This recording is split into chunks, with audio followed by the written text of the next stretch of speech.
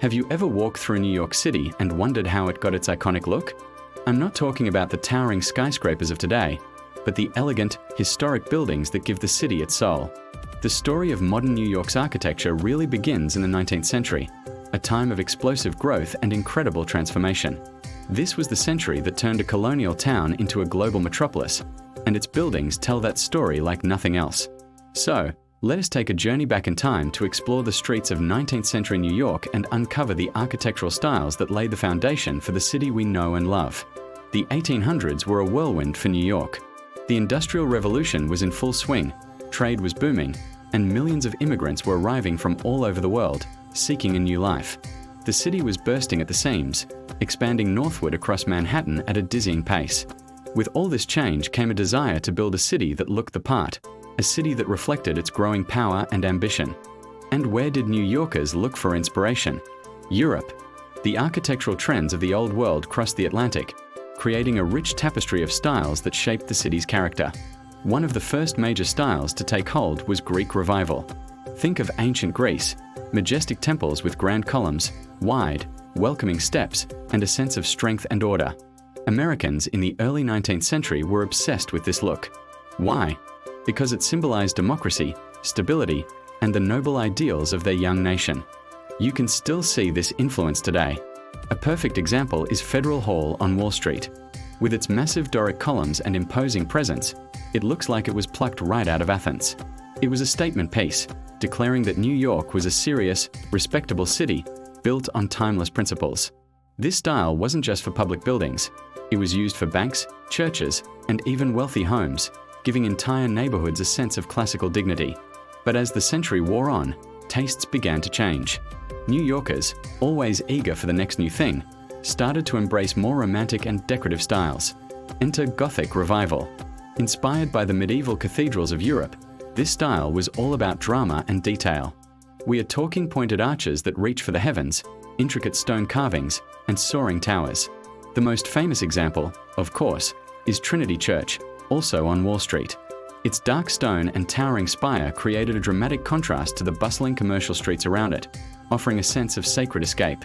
Gothic Revival was perfect for churches and universities, as it was meant to inspire awe and a feeling of history and tradition.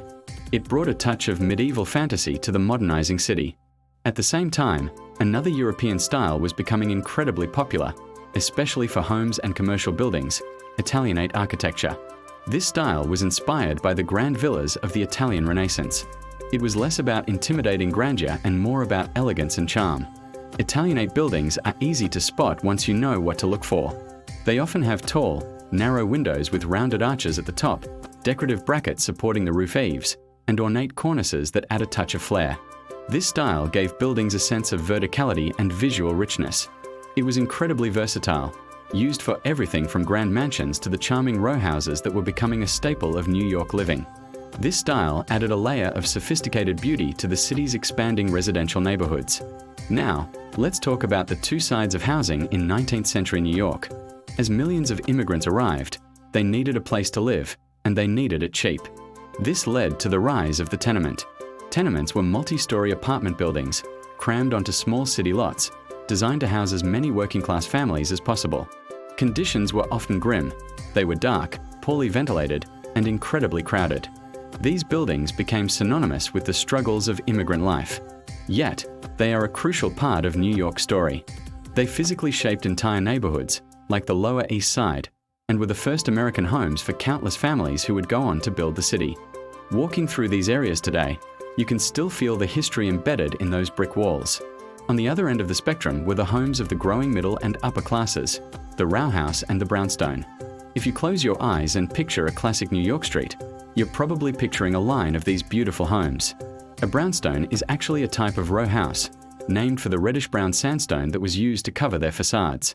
These narrow, multi-story homes were built side by side, sharing walls and creating a unified, elegant streetscape. They lined the streets of newly developed neighborhoods in Manhattan and across the river in Brooklyn. With their high stoops, ornate doorways, and tall windows, brownstones became the ultimate symbol of respectable, comfortable urban living. They are one of the most enduring and beloved architectural features of New York City. But the 19th century wasn't just about stone and brick. It was also an age of iron. One of the most important innovations of the era was cast iron architecture. This was a game changer, especially for commercial buildings. Foundries could mass-produce decorative iron elements, columns, arches, window frames that could be assembled on site like a giant kit. This meant you could build a strong, fire-resistant building with an incredibly detailed and ornate facade, much faster and cheaper than with stone. The real magic of cast iron, though, was that its strength allowed for much larger windows. This was a huge deal for storefronts, which could now have massive glass displays to attract customers, and for factories, which could be flooded with natural light for the workers inside. The Soho neighborhood in Manhattan is now famous as the world's largest collection of cast iron buildings. Walking through its streets feels like stepping into an outdoor architectural museum. So, by the time the 19th century came to a close, New York City was almost unrecognizable from the city it had been 100 years earlier. It had transformed from a modest port town into a dense, sprawling, and architecturally diverse urban powerhouse. From the democratic ideals of Greek revival to the medieval fantasies of Gothic revival, and from the crowded life of the tenements to the elegant comfort of the brownstones, the city's buildings told the story of its people, their struggles, their ambitions, and their cultures. This century of architectural experimentation and rapid construction didn't just create a beautiful city, it set the stage for the next great leap in building technology. The lessons learned in iron, stone, and density would pave the way for the invention that would come to define New York in the 20th century, the skyscraper.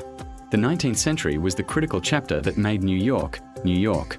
It's a legacy written in brick, brownstone, and iron, and it's still all around us, waiting to be discovered on every street corner. Thanks so much for watching. If you enjoyed this journey through New York's architectural past, don't forget to like, subscribe, and hit that notification bell so you don't miss our next video. See you next time.